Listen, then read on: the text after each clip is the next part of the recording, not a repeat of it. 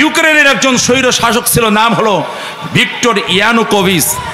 2014 সালে সে ইউক্রেনের স্বৈর শাসক ছিল, রাশিয়াতে পলায়ন করেছিল, সে মৃত্যুর আগে আর ফিরতে পারেনি ইউক্রেনে। বুঝতেছেন আমার কথা?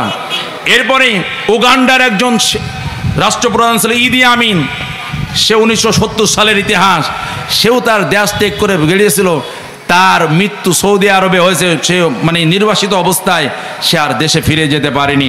এরকমভাবে তিউনিসিয়ার বেন আলী, আফগানিস্তানের আশরাফ গানি, ফিলিপাইনের ফের্ডিনান্ড মার্কোস, ইরানের মোহাম্মদ রেজা শাহ পাহলভি, পাকিস্তানের নওয়াজ শরীফ, পাকিস্তানের জেনারেল পারভেজ মোশাররফ, থাইল্যান্ডের থাকসিন সেনাওয়াত, লাইবেরিয়ার চার্লস টেলর, শ্রীলঙ্কার গোটাবায়া রাজাপাকসে।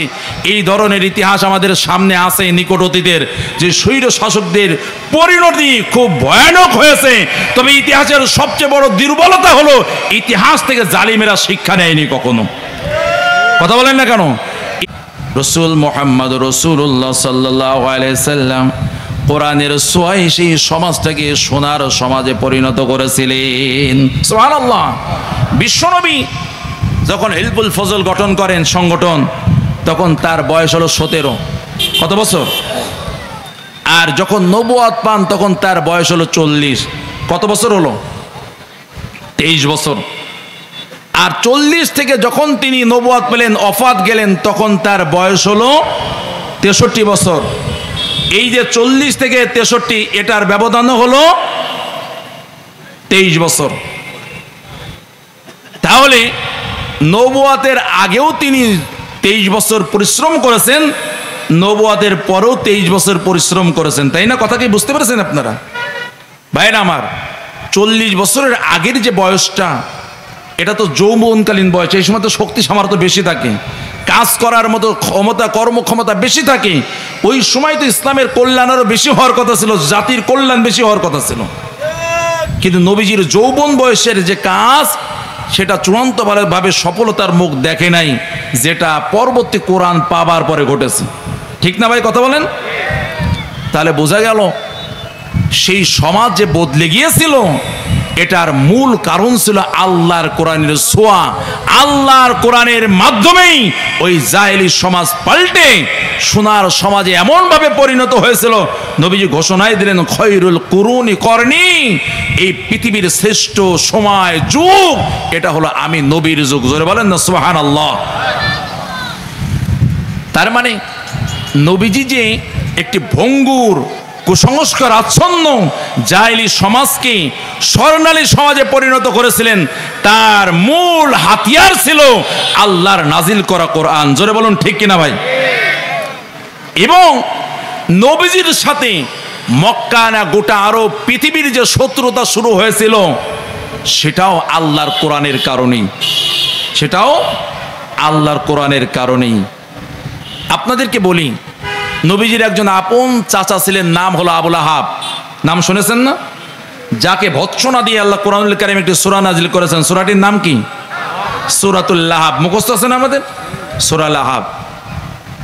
তার এবং তার স্ত্রীর ধ্বংস কামনা করা হয়েছে সেই সূরার মাঝে, এবং কিয়ামত পর্যন্ত এই অভিশাপ চলতেছে, চলবে।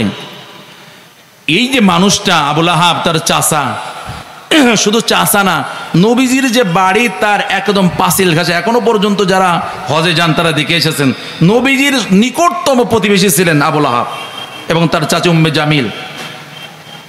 এই লোকটার সাথে নবীজির কোরআন নাজিলের আগে সম্পর্ক কি ভালো ছিল না খারাপ ছিল? হ্যাঁ, ভালো ছিল। কেমন জানেন? নবীজি তার দুই কন্যাকে, উম্মে কুলসুম এবং রোকাইয়া রাদিয়াল্লাহু তাআলা আনহুমা, এই দুইজন কন্যাকে এই আবুল আহাব তার চাচা দুই ছেলে উতবা এবং ওতাইবা, তাদের সাথে বিবাহ বন্ধনে আবদ্ধ করেছিলেন। নবুয়তের আগের কথা বলতেছে ভাই। কেউ তার কন্যা সন্তানকে বিবাহ দিয়ে যে আত্মীয়তা করে, যাদের সাথে আত্মীয়তা করা হয় তাদের সাথে সম্পর্ক ভালো থাকলে আত্মীয়তা করে না খারাপ থাকলে আত্মীয়তা করে? আত্মীয়তা করার একটা নমুনা হলো এটা, যে সম্পর্কটা খুবই ভালো, খুবই ভালো সম্পর্ক না হলে আত্মীয়তার প্রশ্ন আসে না। এটা কি বোঝাতে পেরেছি? তার মানে আমরা বুঝতে পারলাম, কোরআন নাজিলের আগ পর্যন্ত আবুল আহাবের সাথে নবীজির দ্বন্দ্ব তো ছিলই না, বরং সম্পর্কটা খুব অটুট বন্ধন ছিল। একদিকে চাচা হিসেবে রক্তের বন্ধন, আবার মেয়ে বিবাহ দেওয়ার কারণে বিয়ের বন্ধন ছিল। তাহলে কি আবু লাহাবের সাথে নবীজির সম্পর্ক ভালো ছিল না খারাপ ছিল? তাহলে এই ভালো মানুষটা সম্পর্কে আল্লাহ তাআলা আয়াত নাজিল করার দরকার হলো কেন? বন্ধুরা আমার, এই জন্য আল্লাহ তাআলা জানিয়ে দিয়েছেন, নবীজি গো, এই মানুষগুলো আপনার সাথে শত্রুতা করে আপনার কোনো চারিত্রিক কোনো ত্রুটির কারণে নয়। এদের শত্রুতার মূল কারণ হলো আমার নাজিল করা কোরআন। আমার এই কোরআনের কারণেই এই জালেমেরা কোরআনকে মানতে চাই না, এই জন্যই আপনাকে ওরা মানতে চাই না। ওদের সাথে শত্রুতার মূল কারণ হলো আমার নাজিল করা কোরআন। কেননা কোরআন যতদিন নাজিল হয়নি ততদিন পর্যন্ত আপনার সাথে মক্কা মদিনা গোটা আরবের মানুষদের কোনো সমস্যা ছিল না। জোরে বলুন ঠিক কিনা ভাই? এই কোরআন দ্বারা আল্লাহ তার রাসূলের মাধ্যমে একটি ভঙ্গুর সমাজ, জাহেলিয়াত সমাজকে এমনভাবে পরিবর্তন করলেন। কাদিসিয়ার যুদ্ধের ইতিহাস পড়ে দেখেন মানুষ কিভাবে বদলে যায় কোরআনের মাধ্যমে। আমি বলতেছিলাম ওই আয়াতের কথা, নবীজি মামলা দিবেন, আল্লাহ গো আমার এই সম্প্রদায় এই কোরআনকে অকার্যকর করে তারা ফেলে রেখেছিল। এই যে মামলা, নবীজি কিভাবে কোরআনকে কাজে লাগিয়েছেন, আর সেই একই কোরআন আমাদের মধ্যেও আছে, কিন্তু কোরআনকে তো আমরা আসল কাজে লাগাচ্ছি না। কথা বলেন ঠিক কিনা ভাই? কোরআন তেলাওয়াতে থাকলে সমস্যা নেই। আমি আপনাদের প্রশ্ন করি ভাইরা আমার, এই যে আপনাদের মসজিদগুলোতে খতম তারাবি হয় না রমজান মাসে? বলেন, খতম তারাবি হবার পরে 25, 27 বা শেষের দিকে গিয়ে আপনারা হাফেজ সাহেবদের জন্য কিছু হাদিয়া তুলে তাদেরকে হাদিয়া দেওয়া হয় কি হয় না?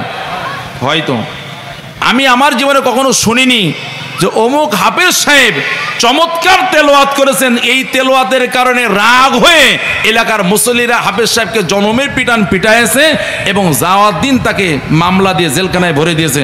এমন কোনো ঘটনা কি ঘটে নাকি? কখনো ঘটেনি। কোনো কারি সাহেবকে পিটিয়েছে এরকম কোনো ঘটনা গোটা পৃথিবীতে আছে বলে আমার জানা নেই। কিন্তু কোরআনের কথা বলার কারণে অনেক ইমাম এবং খতিবের নামে মামলা হয়েছে, জেলখানায় পাঠানো হয়েছে, এরকম অনেক ইতিহাসে বাংলার জমিনে আছে। আছে না নেই? কথা বলুন। এই কোরআনের কথা বলার কারণে অনেক বক্তাকে কোরআনের মাহফিলে উঠতেই দেওয়া হয়নি, আর উঠলেও তাকে নামিয়ে দেওয়া হয়েছে, মাইক কেড়ে নেওয়া হয়েছে, পুলিশের হাতে সোপর্দ করা হয়েছে। এই ঘটনায় বাংলার জমিনে আছে। আমার প্রশ্ন হলো, কারি সাহেব আর হাফেজ সাহেব তেলাওয়াত করলো যেই কোরআন, আর ইমাম সাহেব আর বক্তাকে আলাদা কোরআন থেকে কথা বলেছে নাকি? কথা বলেন আপনার একটু। আলাদা কোরআন থেকে কথা বলে নাই তো, একই কোরআন। একটা তেলাওয়াত করলে মধুর লাগে, কেননা আমরা আরবি বুঝি না তো, আমরা তো লাভ দিয়ে নারায়ে তাকবীর বলে উঠি হলো শুধু সুরের কারণে, নিঃশ্বাসের কারণে। ওখানে কি বক্তব্য দেয় যে ওটা বুঝে কেউ আল্লাহু আকবার বলে চিল্লায় ওঠে না। বুঝাতে পারি না আপনাদেরকে? যদি বুঝতো তাহলে কোনো সুদখোর মারা গেলেই হাফেজ সাহেব নিয়ে যায় তার পাশে খতম পড়াতো না। কেননা খতম পড়াতে গেলে সুদের আয়াত পড়া লাগে কি লাগে না? কোনো চোর মারা গেলে হেফজখানার হাফেজ সাহেবদেরকে নিয়ে খতম পড়াতো না কেন? কোরআনে চুরির আয়াত আছে না নাই? ফেরেশতারা যখন খতম পড়ে বলে আল্লাহ চোররে কবরে নামায় না কেন? এই দুর্নীতিবাজের কবরে নামায় না কেন? আমরা তো অপেক্ষায় আছি তার জন্য। ওরে নামায় না কেন? ওর জন্য খতম কাকে বলে, কত প্রকার, ওর শুধু কবরে নামায় না কেন একটু বোঝাই দেওয়া দরকার। আমার বক্তব্য হলো, যেই কোরআন দ্বারা নবীজি সমাজ পরিবর্তন করে গুণে ধরা জাহালাতের সমাজকে সোনার সমাজে পরিণত করেছিলেন, সেই কোরআন আমাদের মাঝে এখনো আছে না নাই? ইমানি আওয়াজ দিতে আছে না নাই? কিন্তু আমাদের এই সমাজে জাহেলিয়াত সেই একইভাবে রয়ে গেছে। বোঝা গেল এই কোরআন আমাদের সমাজে কার্যকর নেই। তার মানে নবীজি মামলা দেবেন, ওই মামলার সবাই আসামি হয়ে অলরেডি বসে আছি। আমরা তো নাকে তেল দিয়ে ঘুমাচ্ছি, নবীজি সুপারিশ করে কান ধরে ধরে সব জান্নাতুল ফিরদাউসে ঢুকাই দেবে এই চিন্তায় বসে আছি।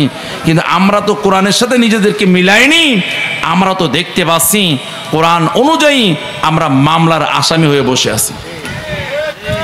ভাইরা আমার, যখন জালিমদের পাকড়াও করা হয় তখন জালিমেরা আত্মসমর্পণ করে আর মেনে নেয় আর বলে নুজিব দাওয়াতাকা ওয়া নাত্তাবিউর রাসূল। আল্লাহ গো আর একটু সময় দাও, সেনাবাহিনীর প্রধানকে একটু 45 মিনিট সময় দাও, একটু ভাষণ দেব। কি করব? ভাষণ দেব একটু, আমি জাতির উদ্দেশ্যে চলেই তো যাব। কেননা পৃথিবীতে থেকে যত নিকট অতীতে যত স্বৈর শাসক পৃথিবীতে ছিল তাদের ইতিহাস হলো, কেউ অধিকাংশ প্রায় শতভাগ একবার যারা দেশ ত্যাগ করে স্বৈরাচারী শাসন করে তাদের মৃত্যু আর সে দেশে হয়নি, বহির্দেশেই তাদের মৃত্যু ঘটেছে। এটা হলো নিকট অতীতের যত স্বৈর শাসক আছে। আমি আপনাদের একটু স্মরণ করাই দিচ্ছি। ইউক্রেনের একজন স্বৈর শাসক ছিল, নাম হলো ভিক্টর ইয়ানুকোভিচ। 2014 সালে সে ইউক্রেনের স্বৈর শাসক ছিল, রাশিয়াতে পলায়ন করেছিল, সে মৃত্যুর আগে আর ফিরতে পারেনি ইউক্রেনে। বুঝতেছেন আমার কথা? এরপরে উগান্ডার একজন রাষ্ট্রপ্রধান ছিল ইদি আমিন, সে 1970 সালের ইতিহাস। সেও তার দেশ ত্যাগ করে বেরিয়েছিল, তার মৃত্যু সৌদি আরবে হয়েছে, সে মানে নির্বাসিত অবস্থায় সে আর দেশে ফিরে যেতে পারেনি। এরকমভাবে তিউনিসিয়ার বেন আলী, আফগানিস্তানের আশরাফ গানি, ফিলিপাইনের ফের্ডিনান্ড মার্কোস, ইরানের মোহাম্মদ রেজা শাহ পাহলভি, পাকিস্তানের নওয়াজ শরীফ, পাকিস্তানের জেনারেল পারভেজ মোশাররফ, থাইল্যান্ডের থাকসিন সেনাওয়াত, লাইবেরিয়ার চার্লস টেলর, শ্রীলঙ্কার গোটাবায়া রাজাপাকসে। এই ধরনের ইতিহাস আমাদের সামনে আছে নিকট অতীতের, যে স্বৈর শাসকদের পরিণতি খুব ভয়ানক হয়েছে। তবে ইতিহাসের সবচেয়ে বড় দুর্বলতা হলো ইতিহাস থেকে জালিমেরা শিক্ষা নেয়নি কখনো। কথা বলেন না কেন? ইতিহাসের বড় ব্যর্থতা হলো ইতিহাস থেকে জালিমেরা শিক্ষা নেয়নি। আমার কথা কি আপনারা বুঝতেছেন ভাই? ইতিহাস থেকে জালিমেরা শিক্ষা নিলে জুলুম করার পরে জালিমের পরিণতি দেখে পরবর্তী জালিমেরা সতর্ক হতো।